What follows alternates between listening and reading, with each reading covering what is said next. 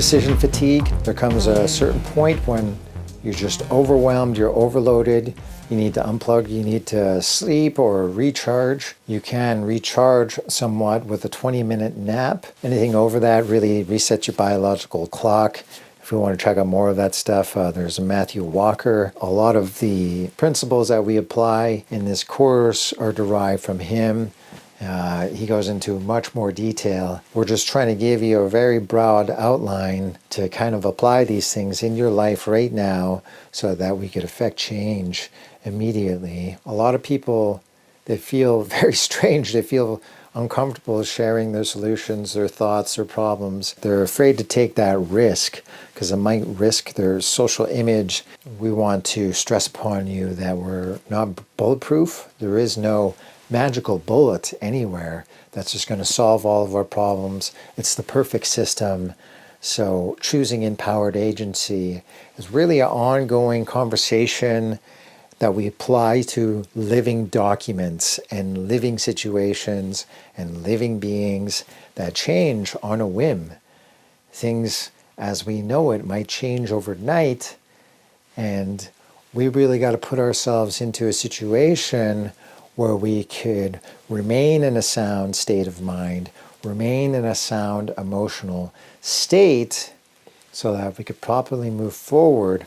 There is going to be grief, there is going to be trauma, all these psychological things as we go forward, and it could very well break people, or we could put ourselves in a situation where we could sustain our health and our well-being and not be thrown off by the risks, not be overwhelmed by the gains and all of that, and really remain in a balanced state as we go forward.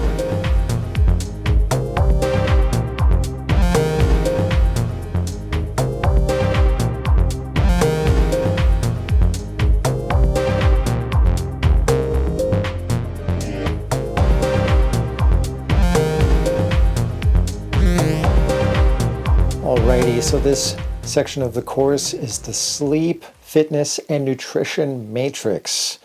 This is the baseline health that we've been talking about, so let's get into it. Right, so we'll begin with sleep. And one of the templates that we're going to provide to you takes account for working as well. Before we even consider sleep, if you got a full-time job, then we'll just start from there. We're going to assume that you're going to wake up for that job, and we'll give you a 2-hour window, perhaps allot yourself 2.5 hours if you got to travel in the city and all of that, for fitness. Begin your day with that. You could have it in the middle of the day or right after work, but just through personal experience and considering the brain-derived neurotrophic factor, where you could prime your brain to learn and absorb things and lower your cortisol levels, and it stays low for the rest of the day. That's why we kind of advocate for that fitness thing right at first thing. So we're going to determine when you work and then give yourself 11-hour window to kind of wind down for sleep. And then you're going to aim for at least 7 hours of sleep, not exceeding 9 hours. So we're going for that 7 hours just because it maximizes health, and it also gives us a lot of time, as much time as possible for the next day. So 7 hours at least, no more than 9. 7 hours, you wake up, you got a 2-hour window for your fitness and your nutrition, and we're going to give you little regimens, little workout principles for you to fashion a particular workout regimen that works for you, whatever your goals are. Weight loss, just weight loss is a big thing, and I'm going to tell you right now, fitness is not going to be helping that so much. 80% of all of your weight and such is determined by food. If you're interested in losing weight, you really got to just put yourself in a caloric deficit and just maintain that so that you're burning off your fat reserves and you're not storing energy. You're going to prime yourself for sleep, fitness, nutrition, and then you're going to go to work. The night before, we're preparing to go to sleep, and then you wake up, you do your fitness routine, and you have the nutrition. So that's all just that baseline health as we do our daily thing. So we want to get it to the point where this just fades into the background. It's part of what we do. A lot of people can spend a whole bunch of time trying to understand health, fitness, and sleep. Sleep, fitness, nutrition matrix, we really want it to fade into the background. You could decide to journal about it. Maybe that's one of the things that you journal with. We want to limit the amount of things that we do journal. I found that if, okay, I'm going to research this, I'm going to research that, I'm going to do this, I'm going to take a whole bunch of notes, and people go hog wild with that. And as you're taking notes, you could really program all of that information in your mind, and it could be beneficial. But more often than not, we kind of forget about all those things, and we just revert back to our default states. So certain fitness principles that we'll be covering is anterior chain or posterior chain. So this includes pulling things or pushing things and then pulling them, squatting or pushing with your legs, pulling up with your hip flexors. All of these certain principles we're going to be covering, so you get a really well-rounded fitness regimen. Everybody's needs are different. You got injuries, perhaps you're not that fit to begin with, and you got certain worries about that. That's why it's always just best that you consult a healthcare professional. Your doctor is going to have a little better insight on your health and what's needed for you, but we will advocate certain principles that just constitute body mechanics.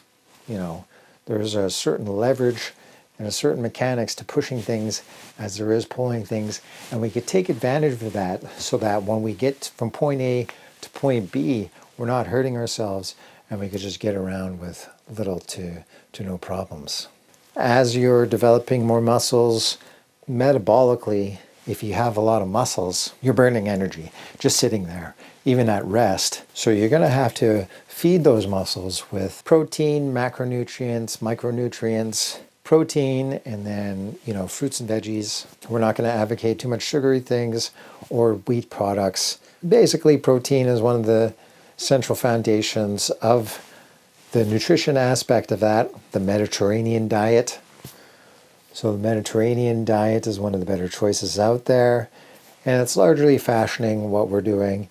So protein and fats. So a lot of the energy that you're going to get is from the fats, and then the protein is going to fuel you along the way. It's somewhat inspired by keto diet. We don't advocate that, you just totally cut out carbs, although there might be a lot of benefits to actually cutting out carbs, whether or not you get your protein from plant-based products or from animals. Just ensure that you're getting a complete profile, an essential amino acid profile. There's several essential amino acids, and you got to make sure that at some point during the day, you don't have to ingest them all during the day. For instance, let's just say you have peanut butter by itself, for whatever reason that is, and then you have some brown bread later. Well, those two combined, they actually make a complete protein. And it's important that you do get a complete protein profile. Otherwise, it's not going to be absorbed properly into your body. And you might be just wasting a lot of time, a lot of money on things where your body's not really utilizing it as much as it ought to be. Sleep, fitness, and nutrition regimen of the program. It's one of those things that just fades into the background. To begin with, you might want to have a journal. It would be okay. I think the journal is mainly just for the topics that you really interest you. Perhaps they interest you, or you think they're going to make you money at some point. You're going to make a living off of these thoughts. Then I would advocate you do a journal for that, so you could really build upon that and then instill in your life value and then share that value with the world. To really keep track of your gains, perhaps you are lifting weights. We would advocate lifting weights, maybe not so much in the bro sense where you're just doing like straight bicep curls and bench presses, but doing workouts that challenge your limbs a little more in a safe fashion. So in a safe fashion, we're going to be using considerably less weight. These situations, you're going to be weighted, and it's going to challenge you, even just with your body weight to begin with, to see where you're at on a fitness level. And then you can add more weight and challenge yourself. Because with those weighted workouts, it just gives you benefits, and impacts to the nervous system that you just simply can't get without them.